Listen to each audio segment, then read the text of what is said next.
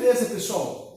Continuando sobre os aspectos econômicos do continente africano, tá? Faltou a gente falar sobre pecuária no pequeno vídeo, pessoal.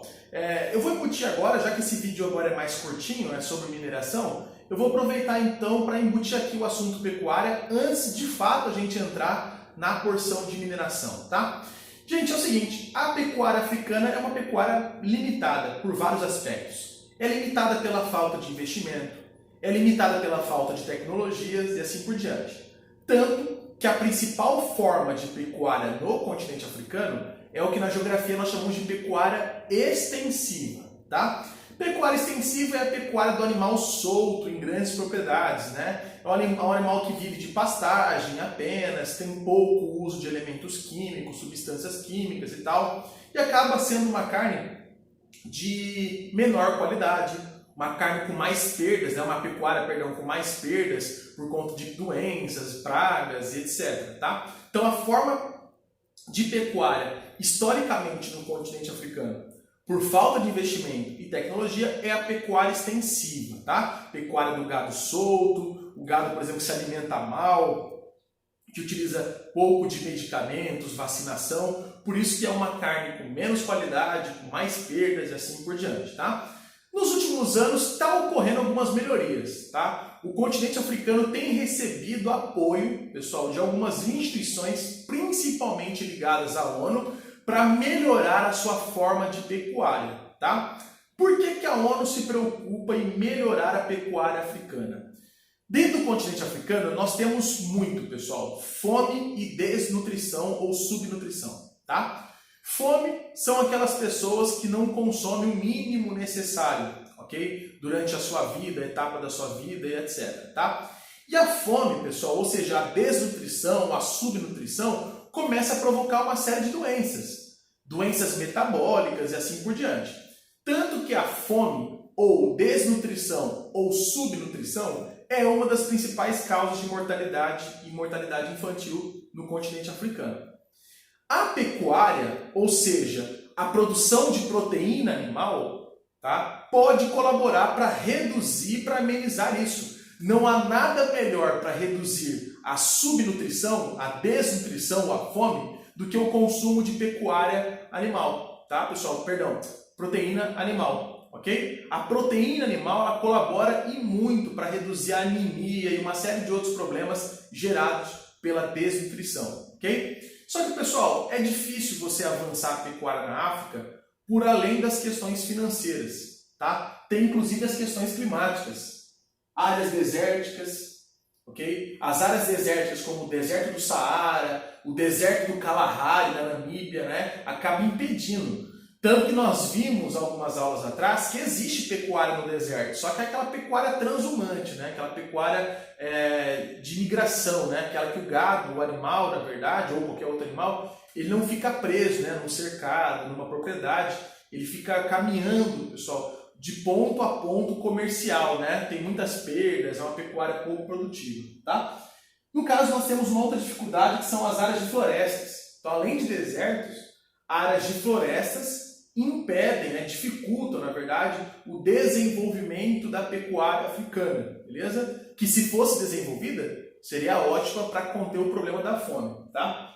E nós temos um outro lance, uma terceira questão. Além de área desértica, além de área de floresta, também impede o desenvolvimento da pecuária africana o fato dos países terem baixo poder aquisitivo, baixa capacidade de compra, um mercado consumidor muito limitado por conta da pobreza. Beleza, pessoal? Então, como produzir carne se eu não tenho mercado consumidor suficientemente para comprar essa carne?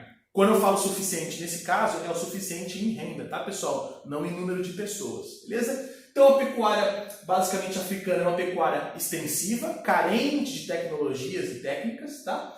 Mas tem melhorado nos últimos anos. É uma maneira interessante para conter a fome e a subnutrição, mas encontra-se problemas, tá? Áreas desérticas, áreas de florestas, ok? Não dá para desenvolver pastagens. E nós temos o baixo poder aquisitivo, ok? Baixo poder de consumo. Como produzir carne se eu não tenho pessoas com renda suficiente para consumir a carne? Beleza? É mais ou menos por aí, tá? Aqui nós temos um exemplo de uma pecuária extensiva, ó. o gado solto, se alimenta de pastagem bastante rala, tanto que é uma carne, pessoal, aí de menos qualidade, ok? Menos valor agregado e assim por diante, tá? É uma pecuária simples, a pecuária extensiva, ok?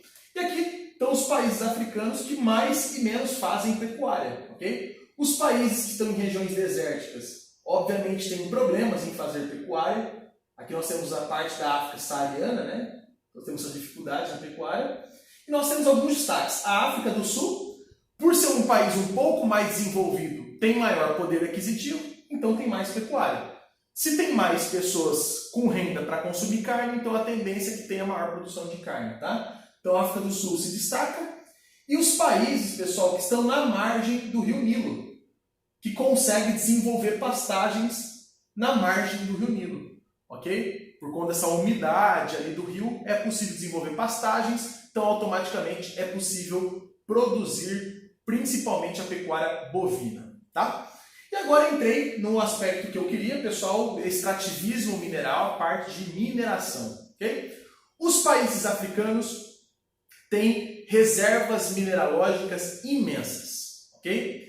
Tanto de minerais metálicos, ferro, bauxita, manganês e assim por diante, tá? O ferro que faz o aço, a bauxita que faz o alumínio, assim por diante. Como também é rico em petróleo e gás, que são os minerais energéticos, tá? Então, o continente africano é rico em minerais metálicos e é rico em minerais energéticos, tá? Os minerais metálicos ficam nas áreas de escudo cristalino, beleza? Do ponto de vista geológico, se forma em áreas de escudo cristalino. Em compensação, o petróleo e o gás ficam em bacias sedimentares. Isso é importantíssimo, tá, pessoal? Essa grande reserva de minérios, tá, metálicos ou, no caso, energéticos da África, levanta-se, pessoal, um super interesse estratégico, ok? Um interesse estrangeiro. Estados Unidos, principalmente, e as nações europeias, basicamente exploram muito o continente africano já historicamente.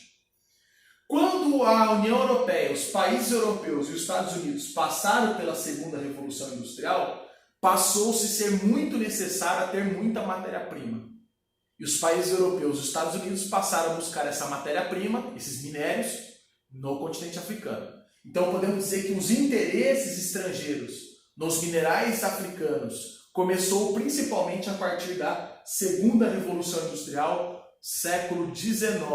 Foi aí que despertou o interesse estrangeiro nos minerais metálicos e energéticos da África, que hoje são muito explorados por empresas multinacionais, transnacionais. Tá, pessoal? E agora, no momento atual do mundo, existe uma nova onda de interesse aos minerais africanos, principalmente nos energéticos, petróleo, ok? Com medo do esgotamento das reservas petrolíferas no mundo, os países estão deixando de produzir, de extrair, perdão, o próprio petróleo e estão comprando petróleo de fora.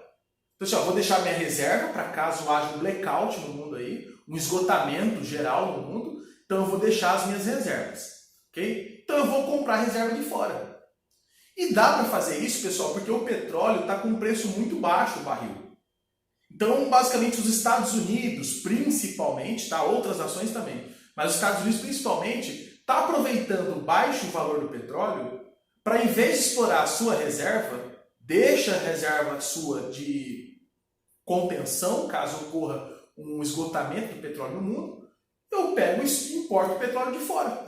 Então, existe uma super importação de petróleo hoje africano, aproveitando o baixo preço. E os principais importadores também são os Estados Unidos e a União Europeia.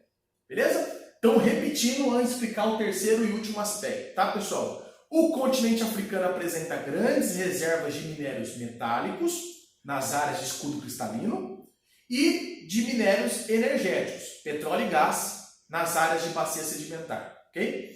Esses minérios metálicos e energéticos na África despertou um interesse estrangeiro lá no século XIX, quando estourou a segunda revolução industrial. Mas interesse estrangeiro de quem? principalmente nações europeias e nações africanas. Ok? Hoje existe uma segunda onda de interesse nas reservas africanas, principalmente de petróleo, minerais energéticos, tá? Porque os países com medo de um esgotamento da jazida mundial estão deixando essas reservas inativas, como se fosse uma reserva aí para uma contenção futura, para um uso futuro, e estão importando petróleo africano. Por falar nisso, o continente africano tem 3 países naquele cartel do petróleo mundial, chamado OPEP, Organização dos Países Exportadores de Petróleo. Tá? A OPEP é um cartel, é um conjunto de países, tá? Que são conhecidos por ser os maiores produtores e exportadores de petróleo do mundo, e é eles que negociam o preço do barril. Por isso que é cartel, porque existe uma negociação no preço do barril do petróleo. Tá? No cartel chamado OPEP, Organização dos Países Exportadores de Petróleo, ou seja, a lista, o grupo formado pelos maiores produtores e exportadores de petróleo, nós temos 3 países africanos: Angola, Argélia e Líbia, sendo Argélia e Líbia 2 países da África saariana, África árabe. Afinal de contas, o Saara ali é uma grande bacia sedimentar, então ela tem bastante petróleo e minerais energéticos. Ok? Para a gente poder fechar essa nossa segunda e penúltima videoaula, tá? Não podemos deixar de falar do urânio. Tem se encontrado reservas imensas de urânio na África.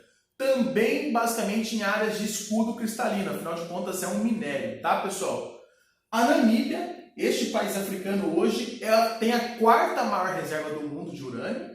E o Níger tem a 6ª maior reserva de urânio do mundo hoje, segundo pesquisas geológicas. Mas, professor, por que o urânio é importante? Para que ele é usado? O urânio é um mineral radioativo, é esse aqui, ó. Ok? Ele é um mineral radioativo, onde dele é possível se extrair energia nuclear. E nós sabemos que, principalmente a partir da terceira revolução industrial, a energia nuclear passou a ser uma das principais fontes de energia do mundo. Então, para gerar energia nuclear, precisa de urânio. E os países africanos, como a Namíbia e o Níger, têm grandes reservas. Ok? E, pessoal, no caso, o urânio tem uma vantagem frente aos outros minérios. Ele tem um valor mais elevado no mercado internacional. Então, a exportação de urânio é mais lucrativo do que a exportação de outros minérios. Ok? Então, isso aqui é um destaque importante. A descoberta de jazidas de urânio na África, uma descoberta recente, ok?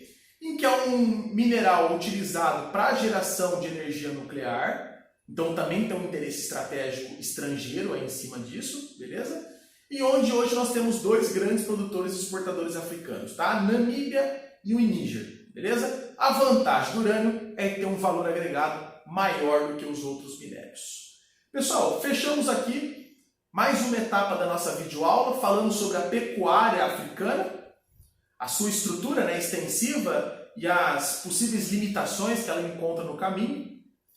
Vimos sobre extrativismo, ok? Bem rapidamente. Extrativismo mineral voltará a ser matéria nossa esse ano ainda, tá? Só com foco em outras regiões do mundo, tá? Falaremos da OPEP ainda esse ano, tá, pessoal? Vai ter módulo só sobre a OPEP, a gente fala só sobre o petróleo, beleza? E falamos sobre a produção de urânio.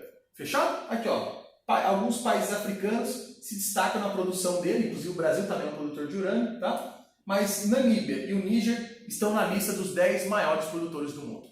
Pessoal, fechamos então aqui a nossa segunda etapa. Vou gravar a terceira etapa para mandar para vocês. Até mais!